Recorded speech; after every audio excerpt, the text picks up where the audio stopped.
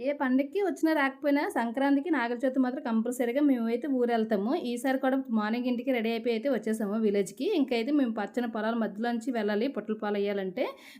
సిటీలో అయితే అందరూ కలిసి గుడికెళ్ళి అక్కడే పుట్టలు పాలేసి వచ్చేస్తారు. కానీ మా విలేజ్‌లో అయితే ఎవరికి వారే సెపరేట్‌గా పుట్టయితే తవ్వుకుంటారు.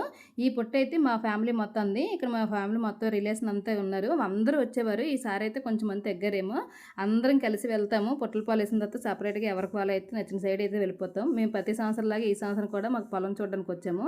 ఇంక పొలంలో ఫుల్లుగా బురదైతే నేను ఇంకా వాష్ చేసుకుంటున్నాను. ఇంక మా అబ్బాయి అయితే జారి పడిపోయాడు. ఫుల్లుగా పంచేది ఫుల్ తడిసిపోయింది ఆడికి.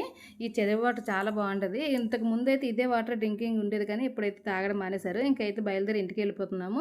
సంవత్సరంలాగా ఈ సంవత్సరం కూడా నాగల చవితి అయితే చాలా జరిగింది. ఇంక మా పొలాలు అవన్నీ చూసుకొని ఇంక రిటర్న్ అయితే అయిపోతున్నాము.